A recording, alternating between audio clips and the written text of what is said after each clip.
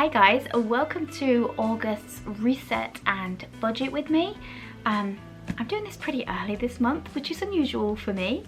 So let's start off with my goals for this month then. So in terms of the business, I am still striving to reach a month where I hit 5,000 in profit for a month.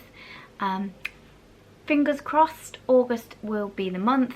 You know, the very nature of being self-employed is that things kind of fluctuate and go up and down, but we're kind of in the swing of things going up to Christmas now. I know that with the books that I've created, that I self-published through Amazon's KDP, that the Christmas style craft books in particular have really started to pick up in the last few weeks organically. So I have a couple more book ideas that I want to create and get those published as soon as possible. So with the revenue, the royalties, from those, the revenue from YouTube, the affiliate links, and all the other little bits and bobs of money that I get coming in through the business, fingers crossed, this will be the month when I hit that £5,000. Now, the reading goal that I am setting for myself is going to be 4 books. Last month, I read some fantastic books.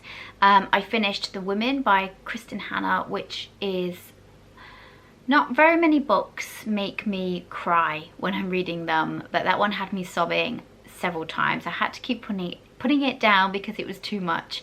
So if you haven't read that, it is a wonderful, wonderful story about the women who went over to Vietnam as nurses, and just the struggles, the heartbreaking things that they saw when they were over there, the treatment once they came back, you know, PTSD and all of those things that isn't really spoken about with the women that were over there. So it's just a wonderful, wonderful book.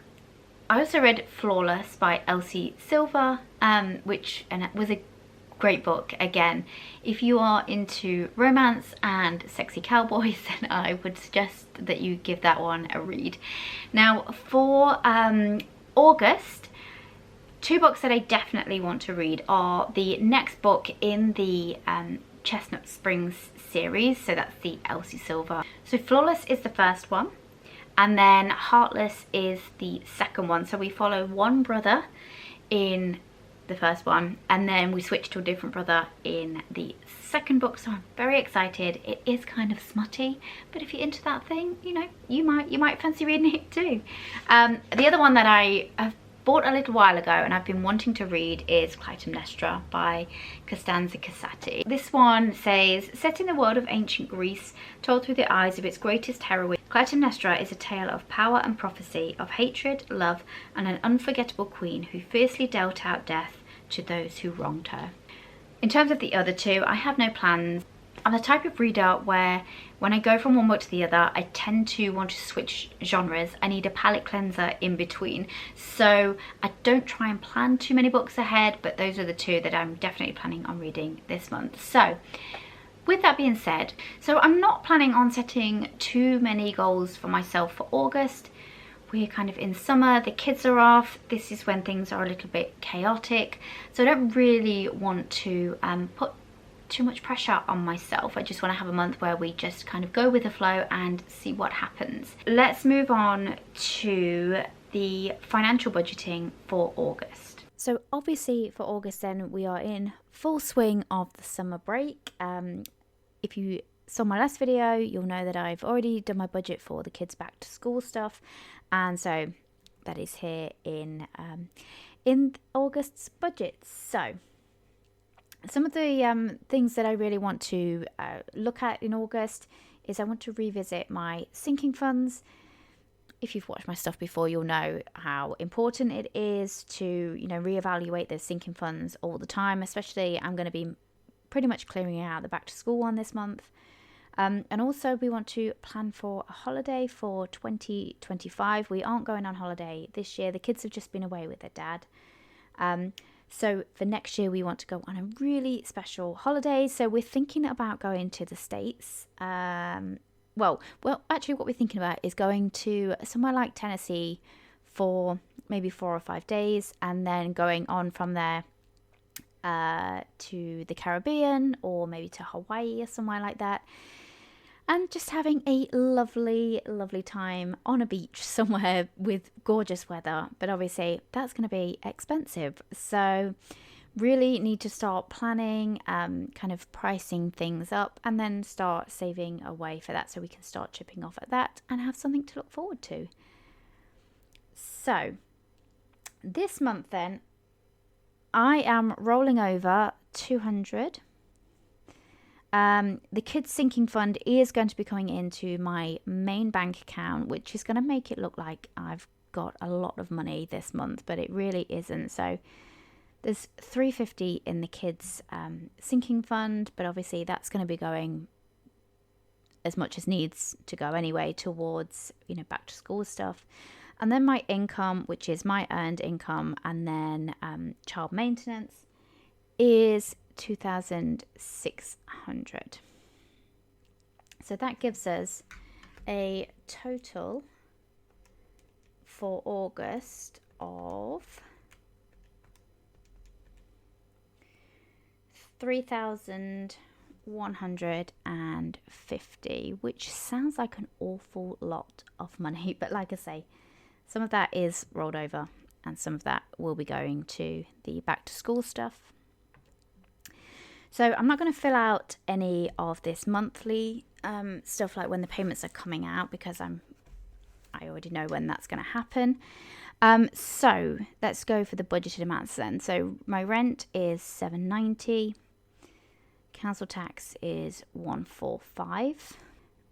$40 for water, and then it's $140 for gas and electric. Broadband is $25. My phone is $13 because I'm on a SIM only contract, and then the kids' phones they are £10 each, so that's £20. Home insurance is $7, and then this month I've put the TV license back in because I want to watch the Olympics.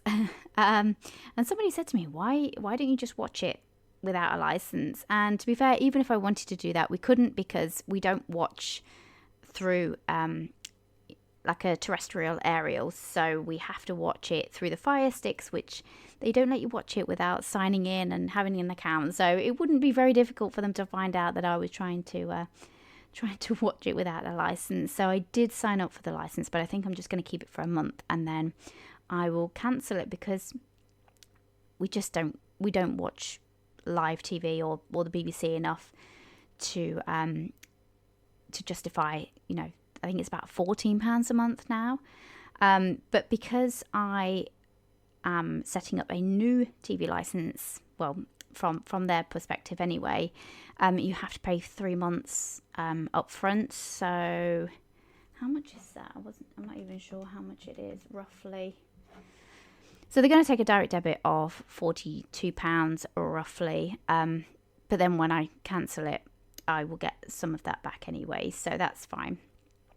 So miscellaneous, we're going to keep as 100, and then we've got the back to school budget, which is 350. I'm hoping to come in less than that, but there's always little bits, that you forget about, that need taken into account. So moving on to food then. I'm going to do $250 for food. We've been doing really well with the food budget recently. But what I am going to start to do is to separate the food from like the cleaning and the toiletry products. So I'm going to put down $50 for cleaning and toiletries, which is way more than what I'm anticipating spending. But I'd rather budget more and then have some extra left over. So moving on to transportation then, it's really just my car. So my insurance is 27, and then fuel we're going to put down 40. The car tax is like £3 a month or something. We pay $4.99 because we have the cheapest package with adverts. I don't mind watching a couple of adverts, and honestly I don't feel like there's an awful lot that it's really noticeable and annoying that the adverts are in there. So $4.99 is fine for us. I did get Discovery Plus last month, So I think I'm going to keep that again because I do enjoy watching those documentaries, and I also enjoy watching the 90 Day Fiancé and all of that kind of reality kind of TV. So that's $3.99 a month, which I don't think is a bad price for the amount of content that they have on there. So let's take a look then at the amount for the total month. I'm just going to go through and add everything up.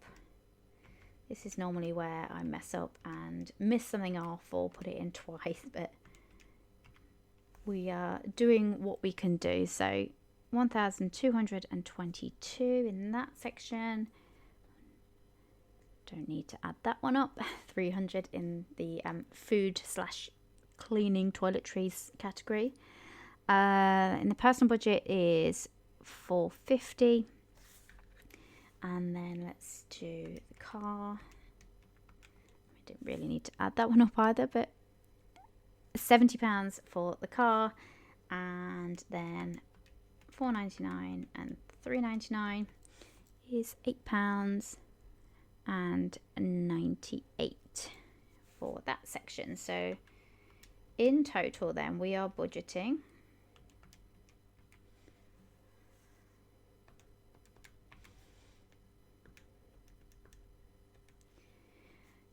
£2,050.98. Then at the end of the month I will put the kind of leftover or a certain amount of what's left over into those sinking funds. Obviously the kids back to school one is going to need to start to be topped up pretty quickly, because I do like to keep that quite full. We'll also be adding in a new one for the holiday for next year, so that'll be a focus for us. So overall then, no surprises with the budget. One of the things that I do want to try and do in August is to do some kind of fun savings challenges. I've been thinking about doing that actually with the kids recently, just to get them in the habit of savings. I mean, they're pretty good with their money anyway, but I want to make it fun for them and make it just a regular part of their financial lives, so that they don't make the mistakes that I made when I was younger and get into a lot of debt and then kind of have to claw your way back out of it. So that is the finances for August. Thank you so much for watching, guys. If you have enjoyed this, give this video a thumbs up. Hit subscribe if you haven't already. Let me know what your goals are for August, what your budgets are going to be looking like, and I will hopefully see you guys in the next video. Take care.